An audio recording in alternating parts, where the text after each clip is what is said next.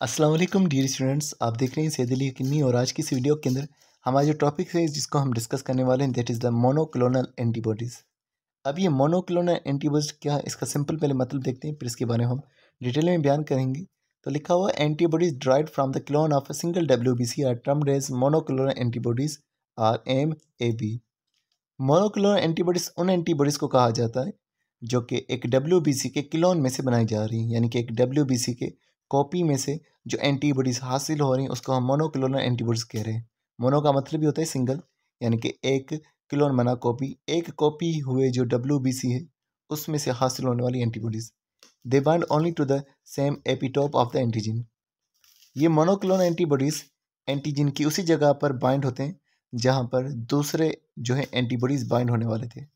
Monoclonal antibodies are being used to treat some type of cancers. इनका इस्तेमाल कुछ cancers के खिलाफ हो सकता है। They can be used alone or to carry drugs, toxins और radioactive substances directly to the cancer cells. या तो इन्हें अकेला यूज़ किया जाएगा या इनके अंदर दाखिल किए जाएंगे कुछ ड्रग्स, कुछ टॉक्सिन्स यानी जहर, कुछ रेडियो एक्टिव सब्सटेंसेस जो कि सीधा कैंसरियस सेल्स के पास पहुँचेंगी। Monoclonal antibodies was first produced in the 1975 by George Kohler and Caesar Melistin, who were successful in making fusion of melanoma cell lines with the B cells to create hybridomas that could produce antibodies specific to non-antigens and that were immortalized.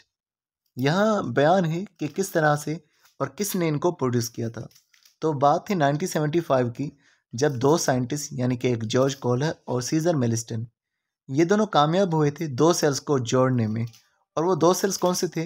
वो दो cell थे, एक B cell और दूसरा plasma यानी कि bone marrow के अंदर मौजूद माइलोमा सेल्स। बोन मेरो के अंदर मौजूद कैंसरियस सेल्स और बी सेल्स को जोड़ करके उन्होंने एक बनाया जो कि हाइब्रिडोमास कहलवा रहा था।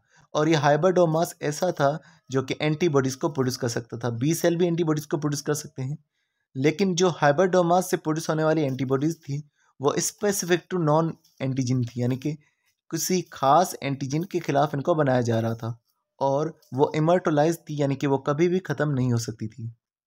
उसके अलावा लिखा हुआ है कि इन काम की वजह से उन्हें और उनके एक और साथी को नोबेल प्राइज़ भी दिया गया था। तो लिखा हुआ है दे एंड नील्स के जर्न ने share the Nobel prize in physiology और medicine in 1984।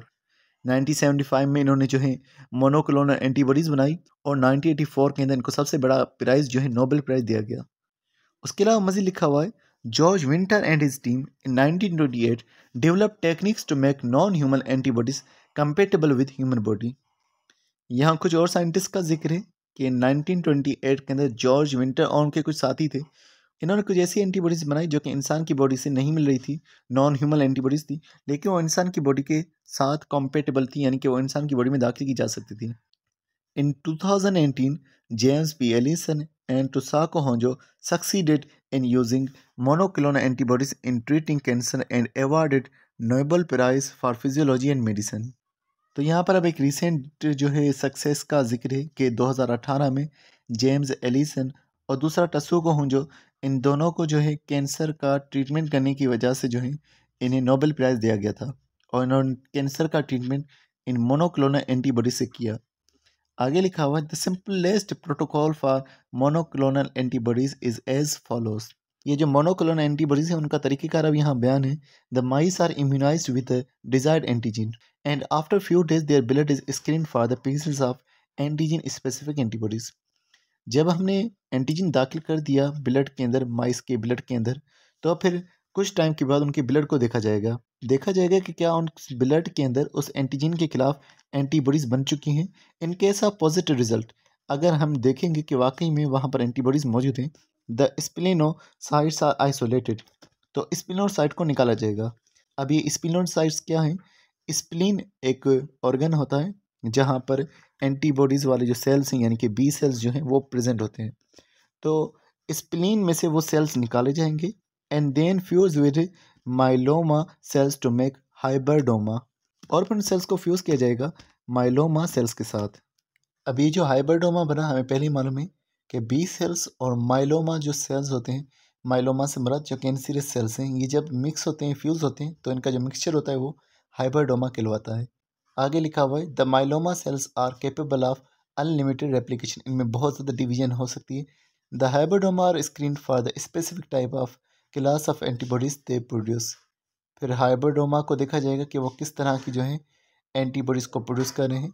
The desired antibody producing clones are selected for further propagation. जो हमें क्लोन्स चाहिए, जो हमारी मर्ज़ी की एंटीबॉडीज़ बना रहे हैं, उनको अलग किया जाएगा ताकि वो ज़्यादा से डिवाइड हो सकें। Thus the monoclonal antibodies are produce from cell culture techniques. तो इन मोनोक्लोनल एंटीबॉडीज़ को बनाया जा रहा है जहाँ से सेल्स को बनाया जा रहा है। पहले सेल्स को हम बढ़ा रहे हैं और उन सेल्स में से मोनोक्लोनल एंटीबॉडीज़ को निकाल रहे हैं। In addition to the treatment of cancer के इलाज के अलावा monoclonal antibodies are not only use for the diagnosis of different diseases as they can identify particular antigen. कि कैंसर के इलाज के अलावा मोनोक्लोनल एंटीबायोटिक्स ना सिर्फ बीमारियों को आइडेंटिफाई कर रही हैं, क्योंकि ये पर्टिकुलर एंटीजन्स को आइडेंटिफाई कर देती तो बीमारी का पता चल जाता है, but also for the therapeutic purposes. इनको थेराप्टिक पर्पज़ के लिए भी यूज़ किया जा सकता है। थेराप्टिक पर्पज़ से मुराद होता है कि ये इलाज के लिए भी यूज़ हो सकती हैं। इलाज के लिए कैसे यूज़ हो सकती है, तो इसके बाद से लिखा हुआ as they can block the targeted substances. ये कुछ टारगेटेड सब्सटेंसेस को बंद कर सकती हैं। Inducing apoptosis of the targeted cells, जो टारगेटेड सेल्स हैं उनकी डेथ काज कर सकते हैं। उसके अलावा लिखा हुआ है they can also be use to prevent autoimmune diseases. जो हमारे पास ऑटो इम्यून डिसऑर्डर्स हैं उन्हें रोकने के लिए भी ये मोनोक्लोनल एंटीबॉडीज़ जो हैं यूज़ की जा सकती हैं। और मिसाल के तौर पर लिखा हुआ है रीमेटॉइड अर्थराइटिस, जो एक अर्थराइट की किस्म है, उसे रोकने के लिए भी ये यूज़ हो रही हैं। तो डियर स्टूडेंट, आज की वीडियो में बस इतना था। मिलते हैं नेक्स्ट वीडियो में, तब तक आप बहुत सारा ख्याल रखिएगा। अस्सलाम वालेकुम।